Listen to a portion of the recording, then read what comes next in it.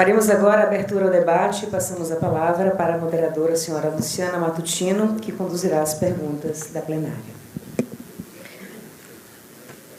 Primeiro, eu gostaria de agradecer a presença de todos, agradecer a presença do doutor Alexandre. É definitivamente um juiz que pensa fora da caixa. Eu nunca vi nenhum magistrado se posicionar dessa forma, mostrando que ele pensa estrategicamente e as partes devem pensar estrategicamente também. E que a polícia, em especial, deve pensar estrategicamente. Pensar, antes de tomar seus passos, raciocinar a investigação e todos os passos que ela deve tomar. Por muitas vezes a gente já joga assim, mas, como a gente estava conversando antes, a gente joga muito intuitivamente. Em razão da experiência pessoal, a gente vai aprendendo que aquilo funciona, aquilo não funciona. Se a gente fizer de tal forma, vai dar certo. A gente só aprende, muitas vezes, fazendo. Quando a gente poderia já pensar, já se antecipar a isso e já estudar, e não fazer isso tão empiricamente, mas dogmaticamente já ter todas as balizas daquilo que a gente poderia ter pensado antes e não perder tanto tempo e recurso fazendo testes. Eu acho interessante que, muitas vezes, a gente, na nossa atividade policial, a gente acha que está jogando o jogo. A gente acha que conhece o tabuleiro, que conhece as peças e conhece as regras do jogo. E, muitas vezes, quando uma investigação chega nos tribunais superiores, o ministro olha para a gente e, como a gente costuma falar aqui na Bahia, né, olha para a gente e fala, sabe de nada, inocente. Quem está jogando aqui sou eu. E pega o tabuleiro, joga fora e fala, eu vou decidir como eu quiser, e eu vou criar uma tese nova. Mas, depois que eu comecei a ler um pouco sobre a teoria dos jogos, eu vi que o magistrado do Tribunal Superior é uma peça essencial desse jogo. Ele está jogando, sim, e a gente tem que saber como é que ele pensa. A gente tem que antecipar a jogada dele, todas as possíveis jogadas dele. Eu acho isso muito bacana. O livro do doutor Alexandre, os 2 livros do doutor Alexandre estão à venda aqui fora, eu já garanti o meu, já peguei até autógrafo. Inclusive, vamos, por favor, doutor Alexandre, eu peço que o senhor tenha paciência para atender todo mundo que quiser autografar o livro com o senhor. Um dos livros está aqui. Um dos livros é esse aqui. E tem o curso também de processo penal, que é maiorzinho, está à venda lá fora também. É maiorzinho porque ele é consideravelmente maior, né? Ele é bem grandinho. Posso contar uma historinha, Luciana? Por favor. Assim, eu tenho trabalho com promotores, eu estava numa vara criminal, e os promotores que eu trabalho, um deles gosta muito de imputação objetiva e o outro não gosta. Então, um pensa de maneira diferente do outro. Olha só, eu conheço os caras, então, para lançar um argumento contra um ou contra outro, eu tenho que entender como é que eu posso capturar mentalmente eles. E tinha um caso que era um atropelamento, em que era um típico caso de imputação objetiva, que não tinha crime. Mas um promotor, o que denunciou, não pensa assim. Se eu rejeito a denúncia, vai ao tribunal, que é um tribunal de Santa Catarina, onde eu trabalho, um tanto quanto conservador, vai dizer que o Ministério Público tem direito de provar e vai receber a denúncia. Eu vou ter que me dar por impedido, afinal de contas, eu disse que não tem crime. Se não tem crime, eu não posso julgar. Mas eu vou mandar para o meu substituto. Meu substituto fica muito bravo comigo, porque eu rejeito muito a denúncia. Então, ele fica bravo comigo, porque ele tem que trabalhar e diz que tu fica inventando essas tuas modas aí e eu não tenho que trabalhar. Então, eu recebo denúncia.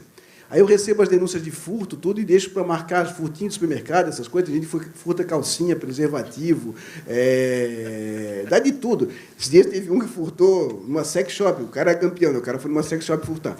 Aí, estado de necessidade mesmo, né? Pô, aí, só que eu marco todas as audiências para o final do ano, porque o promotor é muito cristão, aí final do ano aquelas coisas, de perdoar, aquelas coisas, então vai. Aí aceita e marco a audiência assim, eu marco um roubo para a primeira audiência. Aí um roubo é aquela coisa, né, com arma, com violência e tal. Aí eu condeno o cara na audiência. Na sequência eu marco um furtinho. Aí ele diz assim, pô, vamos absolver? Vamos, pô, olha só, a gente já vê lá de cima. Se eu faço o contrário, cognitivamente tem uma escalada. Então, quando você marca uma audiência de um processo forte na frente, que vai dar condenação, o segundo que você faz simples, a tendência a absolver é maior. Isso tudo que você aprende na psicologia cognitiva. Tem muita gente estudando isso, de Seuris que viesse. Mas, para terminar essa história, o promotor que substitui, são 2 promotores, o outro substitui. O outro entende imputação objetiva, que eu fiz. Entrei na página do Ministério Público e vi quando é que eu estava de férias. Escala de férias do Ministério Público. Marquei a audiência de instrução das férias do outro, que chegou na audiência. Não tem crime. Eu disse, não tem crime. Já vamos arquivar aqui. Eu faço o que tem informação. Está disponível a informação, mas se eu faço uma audiência e vou insistir, não adianta, eu tenho que pegar as férias do promotor. Desculpa, Luciana. Imagina. Eu vou começar pelas minhas perguntas, mas está chegando bastante pergunta aqui da plateia. O seguinte, no artigo que o senhor publicou na Conju, o senhor disse que o jogo de xadrez, na verdade, o senhor disse isso até hoje também no seu livro. O senhor disse que o jogo de xadrez é o mesmo e segue as mesmas regras no Brasil e no mundo todo. No Brasil, a Constituição Federal e as leis de processo são as mesmas, em tese, são as mesmas para todos. Mas, a depender de quem seja o autor do fato ou o local do jogo, como, no caso, a depender do juiz, do promotor, do procurador, enfim, do delegado, as regras do jogo podem ser completamente alteradas e até declaradas nulas, como é o caso de controle difuso de constitucionalidade. E a minha dúvida é possível alcançar uma justiça democrática jogando diante dessa realidade, diante dessas peculiaridades, dessas particularidades de cada jogo em cada processo individual? Essa é uma crítica muito importante, Luciana. O Lênio Streck, por exemplo, vive me criticando por causa disso. Eu não estou aqui querendo dar jeitinho nem nada disso. Eu fiz uma constatação. Nós temos uma legislação processual um tanto quanto defasada, uma prática que está dissociada das regras processuais, com múltiplas interpretações. Se vocês pegarem um livro, por exemplo, do Auri, um livro do Nutti, um livro do Capês, um livro do Damasio, vocês verão processos penais diferentes, em tudo. Os livros de investigação, então, nem se fala. O que eu tenho? Eu tenho como ficar gritando que a minha interpretação é maior do que a outra, tenho como ficar gritando, brigando, ou eu tenho como construir o quê? O que eu pretendo? Entender, compreender. Eu reconheço que, a partir de premissas diferenciadas, eu tenho interpretações diferenciadas sobre a mesma regra. Ao invés de ficar lendo o que eu gosto, eu leio todos os autores que eu não gosto, para entender como eles pensam. E quando eu for dialogar com alguém que fala uma língua Damasio, uma língua Capês, uma língua, eu possa fazer-me compreender. Eu não preciso gostar daquele autor, mas entender. Então, quando eu vou propor a teoria dos jogos nessa estrutura formal, é que se eu vou falar com alguém que só fala japonês, eu tenho que falar japonês. Não adianta eu querer ficar gritando em português ou salvo fazendo mímica. Então, a minha ideia é compreender o mapa mental de cada um de vocês e estruturar um processo democrático. É claro que, se nós tivéssemos uma estrutura mínima, uma reserva de código, um código atualizado, nós poderíamos mitigar as incompreensões, porque, a partir da premissa diferenciada, eu chego a resultados diferenciados. Mas, de qualquer sorte, sem uma legislação minimamente séria, se você vai a Portugal, você compra um código penal. Aqui no Brasil, a legislação extravagante é assustadora. Eu mesmo, esses dias eu não sabia que foi revogado agora o artigo 302 do Código de Trânsito Brasileiro, que se refere ao dolo eventual, que fizeram uma lei que tinha 2 parágrafos que eram contraditórios. Descobri ontem na aula que foi revogado, ou seja, nós não temos condições de compreender a normatividade vigente, quanto mais as múltiplas interpretações. Me parece que, se nós conseguimos ter um livro único de processo, um processo penal atualizado, que eu tenho medo dessa legislatura atual também, que pode sair dessa legislatura atual, mas na aposta democrática é uma aposta normativa. O que nós temos hoje é uma multiplicidade em que compreender essas várias linguagens, aquilo que se chama de Torre de Babel, hoje, do processo penal, é o desafio. Eu tenho, quando eu for pedir uma busca e apreensão, uma interceptação telefônica, se eu conhecer como é que o juiz pensa, eu tenho uma possibilidade de êxito maior do que se eu não conhecer. Eu vou randomizar. Se eu tenho um livro aqui do Márcio Alexandre, aqui, ó, do Márcio Alberto, Márcio Alexandre é outro. Eu posso, se eu for pedir para ele, talvez o advogado vai levar debaixo do braço, o livro debaixo do braço, pedir um autógrafo para ele, ou citá-lo na decisão, porque vai querer pensar como ele pensa. Isso vai parecer o quê? Puxa-saquismo, ele vai ficar bravo com o advogado. Então, o advogado tem que saber como ele pensa e não citar, para não parecer puxa-saquismo. É muito engraçado, porque os advogados, às vezes, vão criticar, vão fazer, aí eles querem bate foto e põe no Facebook a foto com o meu livro. Ele está achando que está arrombando, porque agora eu vou ficar amigo dele. Aí tá delirando. É legal que tem muitos amigos nossos que fazem isso porque gostam mesmo, mas tem uns assim que vão despachar comigo, aí estou indo despachar com o juiz, aí bate a foto. Porra, o cara acha que aí dá uma raiva desgraçada, porque agora tu vai ver só, fica, porque é oportunismo. Então, as relações humanas, uma coisa é a pessoa gostar, ler, falar, mas outra é o oportunismo, e ninguém gosta de ser instrumentalizado, que é um dos desafios da interação humana, que a teoria dos jogos teria outras metáforas para poder estruturá-las. Minha última pergunta é o seguinte: no seu livro, do curso do processo penal, e também num artigo que foi publicado agora em agosto, o senhor comparou o jogo do processo à moda. Eu que sou mulher, então eu achei sensacional. Eu achei de um raciocínio que eu nunca faria esse paralelo. Mas, enfim, o senhor disse que um bom jogador é aquele que sabe ler as tendências e se antecipar. Quais são as tendências que o senhor lê? Qual é a leitura que o senhor faz sobre as tendências das jogadas que serão adotadas pelos tribunais superiores com a Lava Jato alcançando essas esferas? Difícil. Está gravando, né? Gravando e transmitindo para o Brasil todo. Se fosse em off, eu fazia uma confissão. O jogo oculto, ninguém pode ser ingênuo num país como o Brasil, é muito, muito importante. O Rodrigo Chemin escreveu um livro sobre Lava Jato e Mãos Limpas. E ele faz uma trajetória do que o governo italiano, o Estado italiano, fez para superar as conquistas que, com acertos e desacertos, a Mãos Limpas tinha feito. Mas o processo legislativo italiano foi de diminuir a prescrição, de colocar limitações, que foi derrubando tudo aquilo que teria sido todos os êxitos da Mãos Limpas, por assim dizer. Tem muito problema? Teve condenação de gente que foi inventada na delação. Bom, mas a gente não pode jogar assim, não é tudo ruim, tudo bom. Não é sou contra a Lava Jato, a favor da Lava Jato, sou a favor fla-flu. A coisa não é assim, tem erros e acertos em qualquer ação humana. Então, a gente pode separar. O que eu acho é que, como comprador da delação, de informações, muda, a gente não sabe o que esperar da próxima Procuradora-Geral da República. O que há um momento agora de Black Friday, assim, né? A gente tem visto aí um Black Friday, uma correria para poder fechar a delação em todos os lugares, porque enquanto você tiver um comprador que sustenta, você terá isso. E o que se deu no Supremo Tribunal Federal tem dois vieses. Eu vou me permitir. O primeiro deles é quando o ministro Teori Zavascki matou no peito, segurou na relatoria e não no plenário a homologação da delação, ele fez um grande intento. Aquilo ali foi muito corajoso da parte dele, e foi significativo, porque ele estabeleceu o estándar. A tentativa do plenário de mudar não passou, continua nele, e foi para o Fachin, que também é um cara que está bancando o jogo. Essa é uma das questões. A segunda, que aí, vejam só como é interessante. Os delatados tentaram, por habeas corpus, anular o ato. Isso por quê? Porque o ato lhes dava externalidades negativas, eles queriam discutir a coação ou não na realização da delação, do ato delatório, porque os agentes estariam presos.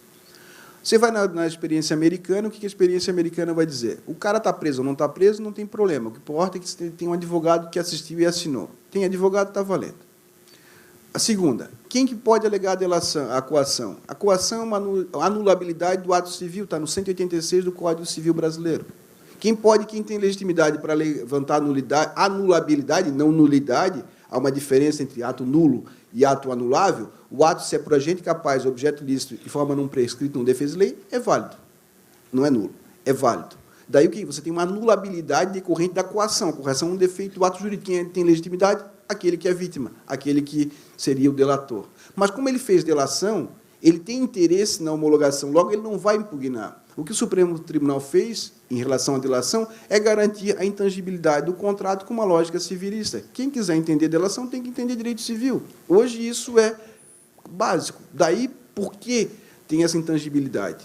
De sorte que no Supremo Tribunal Federal tem se construído pela maioria uma lógica de garantia dos pressupostos do pacta sunt servanda, entre aspas, do sistema com a manutenção da relatoria individual, que tem garantido com eficácia para o país inteiro o valor das delações, que até então foram protagonizadas pelo MPF. Eu não sei como vai ter nessa virada, porque muda a conduta de quem compra, e quando muda um comprador pode haver diferenças. E aí que eu acho que a grande oportunidade, e vocês talvez possam discutir isso internamente, dos delegados federais assumirem um protagonismo que, aqui na lei, me parece que é altamente viável. O Hoffman tem escrito sobre isso, na coluna deles no conjunto, tem muitas coisas que estão escritas, ou seja, pode-se fazer delação diretamente pelos delegados. Eu sei que tem um risco, porque, como a teoria dos jogos vai dizer também, vai poder mostrar que a cooperação é difícil e é uma vantagem, desvantagem em relação ao MPF, vantagem no sentido institucional, não no sentido de ser melhor ou pior, mas do risco que pode ser depois de não ter uma ajuda não cooperativa, porque funciona mais ou menos assim. É olho por olho, dente por dente. Se você pisa na bola com um, você não pisa na bola com o outro. Olha a dificuldade que o Zef e o Alberto e o Cef teve para fazer a segunda delação, porque ele já tinha passado a perna atrás, lá atrás, quando foi da outra vez dos dólares. Ou seja, você cria uma relação que não é de investigado, mas sim das relações humanas que permeiam as relações subjacentes e subjetivas em relação a cada um deles. Daí que, respondendo de maneira direta, eu não sei o futuro da delação, só sei que, quando se estuda moda e tendências, é uma coisa que eu também gosto muito. O que a gente pode mostrar? A estrutura da moda, das tendências, ela é muito significativa. No pensamento direito, amanhã, no conjunto, tem uma coluna minha sobre moda, de novo. Parece bem bobagem, mas é para entender como nós podemos construir tendências que atendem ao desejo da maioria, o desejo daqueles que são pops. Então, amanhã eu vou falar sobre súmula vinculante, sobre essas coisas, mas é a ideia de construir uma lógica sobre o registro da moda, o Lipovetsky e outros autores que trabalham moda. Vou passar para as perguntas pelos nossos ilustres participantes. A primeira pergunta o senhor já respondeu. A delação poderá ser realizada por delegado? Do ponto de vista técnico-jurídico, é legal? O senhor já respondeu. Só que eu acho assim, tem que pensar. Quem vai homologar? Você tem 3 possibilidades, 3 divisões. Um comprador, um vendedor e um homologador. São os 3 lugares na delação. O comprador é o Estado. O Estado se divide em quem? Delegado federal, delegado de polícia, ou Ministério Público ou promotor de justiça. Esses são, eu estou falando no âmbito exclusivo da delação. Na leniência, nós temos um complicador maior. Na delação, seria esse. Eu tenho uma titularidade concorrente ou eu tenho um protagonismo do MPF? O MPF quis, na DIN, que propôs no Supremo, discutir que vocês só podem se forem curadores deles. Eles não podem autonomia nenhuma, tem que ter um curador. O Marco Aurélio negou a liminar. Ou seja, do ponto de vista normativo, há um aperfeiçoamento da regra. A questão é que, se vocês bancam o jogo contra eles, aparece um enfrentamento. E o enfrentamento não é bom para ninguém, porque o Estado, rivalizando entre irmãos, acaba um fratricídio entre os dois. Daí que trabalhar cooperativamente é um ganho. Mas, se há um enfrentamento, é uma decisão política institucional. Vamos enfrentar ou não vamos enfrentar? Dependemos de quê? O que o homologador, o juiz, entende? Ele homologa diretamente, ele não vai bancar o jogo, vai exigir a participação do MPF. Eu não tenho uma resposta. A meu juízo, o delegado pode. Do ponto de vista normativo, tem a total autonomia. Agora, você vai encontrar juízes que não vão homologar, dizendo que tem que ter a participação do MPF, valendo-se daquela interpretação anterior da leniência que exigia a participação do Ministério Público para poder homologar, que o Supremo diversas vezes deixou de considerar válida a leniência para fins de impedir o exercício da ação penal. Então, vocês precisam conhecer como é que funciona o tribunal, o julgador, o tribunal de vocês, para poder estabelecer se vale a pena ou não enfrentar esse jogo. No Brasil inteiro, nós teremos respostas díspares até, eventualmente, o Supremo estabelecer isso de maneira uniforme. Mas o problema é que vocês têm um time da investigação. A coisa pode se perder, o cara está querendo entregar, o cara está lá, o MP está fazendo doce, o MP não tá querendo levar adiante. Você tem um time, aquela informação vai valer por um período, e o cara, para entregar, também quer seus benefícios. E como é que fica a moral de vocês? Vocês bancam o jogo, vem cá, me entregue que eu garanto, e depois não garante. Qual é a credibilidade que vocês constroem na reputação? Daí que chegar nessa justiça negocial e pensar sobre a teoria dos jogos é poder até começar uma investigação. Se eu trabalho num ambiente em que eu não vou ter condições de garantir para o sujeito a minha palavra que vai dar certo, que isso será levado adiante, que tem condições, eu posso ficar com a minha reputação muito arranhada se não antecipar quais as consequências daquela conversa. Tem horas que é melhor dizer, não, espera aqui, vamos ver se vai dar, eu volto para falar contigo. Porque se o cara me entrega e depois não pode, isso pode ser um grande blefe dele. Ele vem e diz assim, ó, vou lá na Érica, lá na Polícia Federal em Florianópolis, entrego aqui, está tudo aqui, beleza, é isso aqui. Aí depois não dá certo e digo, ó, eu entreguei para o Estado não pode usar contra mim aquela prova porque eles não fecharam um acordo comigo. Então pode ser um grande blefe, tem que tomar cuidado para não cair nas armadilhas dessa nova justiça que não tem os parâmetros definidos. A próxima pergunta é do nosso colega Dr. Célio Jacinto. Ele diz, a lealdade é tida como uma regra de ouro na colaboração premiada. Como fica isso nesse ambiente estável do jogo? Mas isso que a gente vai sublinhar. O jogo pressupõe uma regra de confiança. Eu confio, você confia em mim. Só que essa confiança não é uma confiança de amigo, de familiar. É uma confiança típica da boa-fé processual e da boa-fé civil. Eu tenho uma boa-fé em relação ao objeto. Eu não tenho uma boa-fé de amizade em relação às pessoas. Eu duvido que a Érica tenha ficado amiga dos delatores. Mas ela jogou limpo em relação ao objeto da delação, como ela espera que o delator também jogue limpo em relação a isso.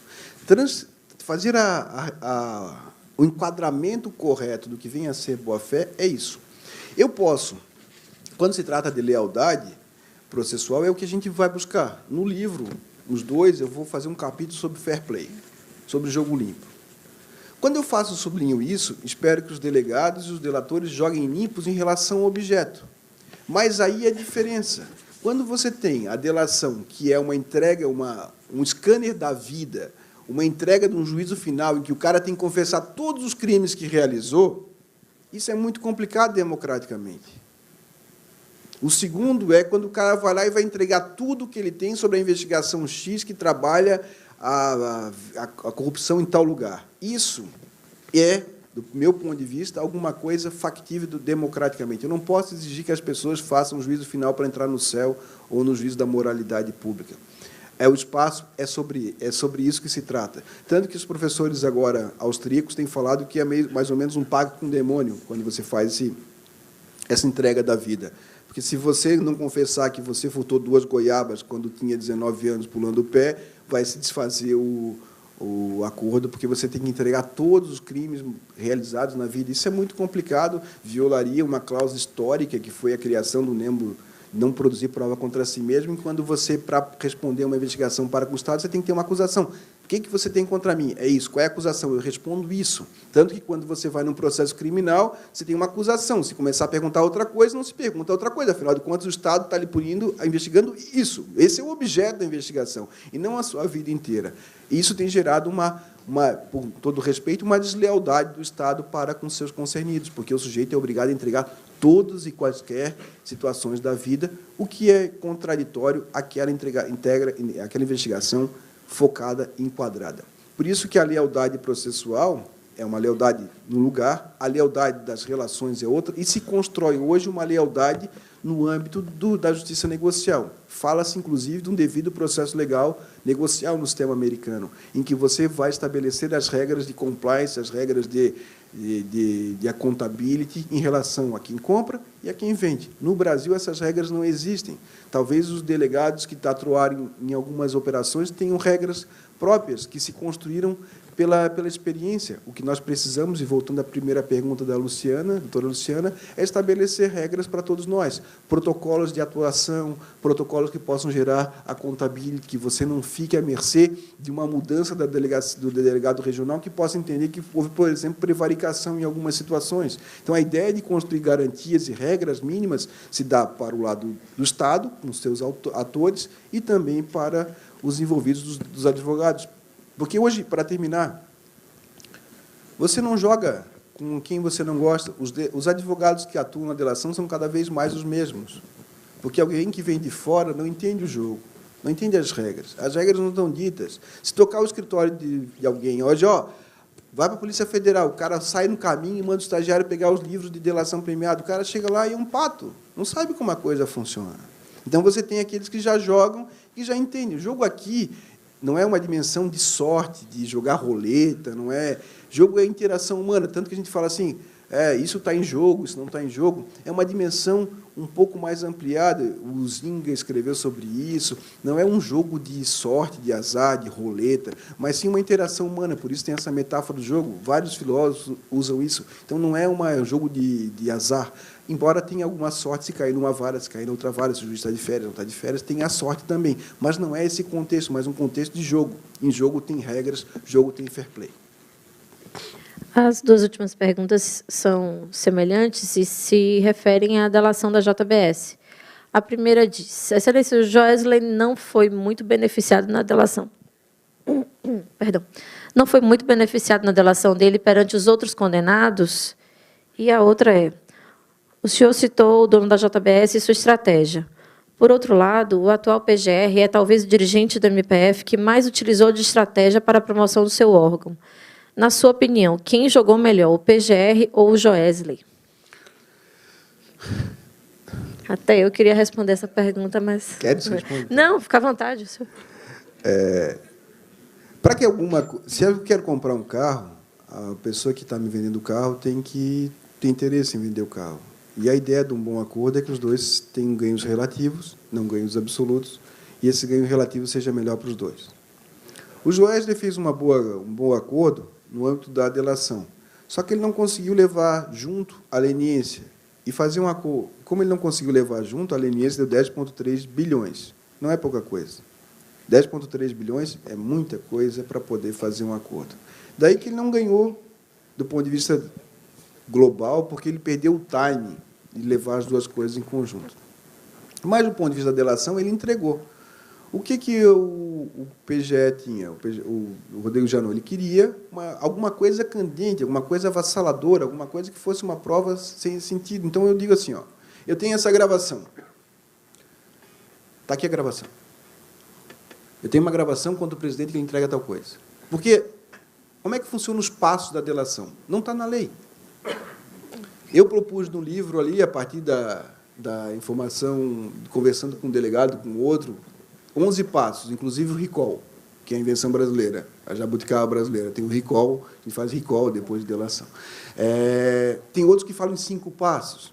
Então, nós não temos 5 passos. Mas eu tenho uma gravação contra o presidente. Então, vamos fechar. Quanto é que vai valer se eu entregar a gravação? O acordo é antes, não adianta eu mostrar para depois negociar. Às vezes acontece, às vezes não, mas, em regra, você compra por etapas. Quando ele diz, eu quero uma imunidade... Não te dou imunidade. Então, não te mostro. Então, esses impasses da negociação são impasses que nós, em regra, não aprendemos. A FGV tem um curso muito legal sobre negociações complexas, em que você entende as negociações, o problema da agência, do procurador, as recompensas individuais, como você pode estruturar a dificuldade de compreensão, a antecipação do efeito daquela compra, o valor de uso, o valor de troca, entender as negociações complexas. Vale a pena. É um livro chamado Negociações Complexas, que é publicado pela editora da FGV. Então, você pode desenhar a estrutura daquela negociação. No caso do Joesley, quando ele apresenta isso, aquilo tem um forte valor de troca e que aceita-se, por via de consequência, conceder a imunidade. A pergunta que se faz é, eu não poderia exigir que, no termo de acordo, viesse explicitados, não naquela cláusula genérica do interesse público, as razões verdadeiras da delação, do acordo? Não preciso depois sair um artigo na UOL explicando as razões pelas quais eu fiz. Isso seria uma forma de mostrar a contabilidade. Do ponto de vista do Joesley, ele conseguiu o gravador, a gravação virou um habeas corpus, né? Então, hoje em dia, se tiver informação qualificada, você vende para obter o habeas corpus. Do lado dele, ele foi uma negociação pertinente do ponto de vista penal, e para o Janot também. Então, há uma confluência, aquilo que nós vamos chamar de matching.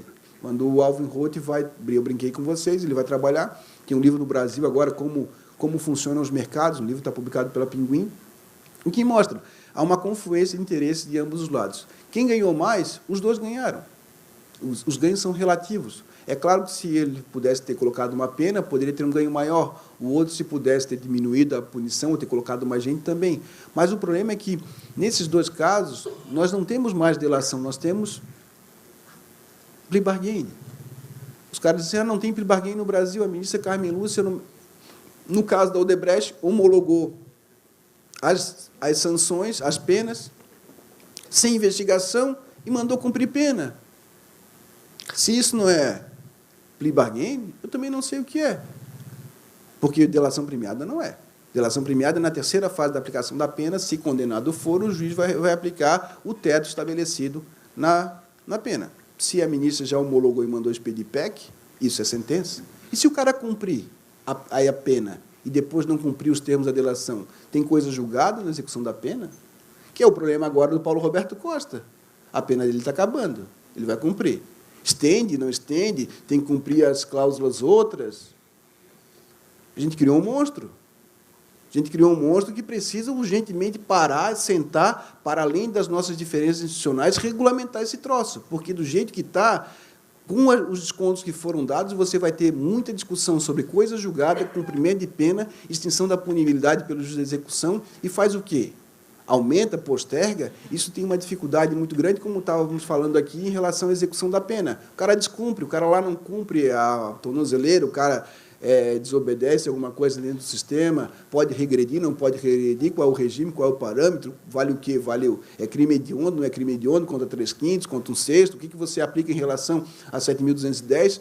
É um mundo novo a desenvolver. Eu estou acabando de escrever um livrinho sobre isso, pontuando alguma dessas questões que não têm respostas definitivas, mas o que nós precisamos, de fato, é encarar que nós não temos mais um processo do passado, é uma justiça negocial em que as regras não estão dadas e que depende muito do protagonismo dos senhores na execução da atividade negocial. Obrigada, doutor Alexandre. Eram essas as perguntas da nossa plenária. Eu queria agradecer mais uma vez a sua presença, a sua vinda à Bahia. Tenho certeza que os colegas e os estudantes e todos os profissionais do direito que estão aqui, inclusive os profissionais da imprensa que estão hoje aqui também, vão ter um olhar novo sobre o processo, vão lançar mão de estratégias e vão ter essa luz que o senhor trouxe sobre o processo vai nos ajudar muito, certamente, na nossa atuação. E gostaria de agradecer e ficar para a próxima agora. Muito obrigado, Luciana. Obrigado a todos vocês. Contem comigo sempre. Obrigado.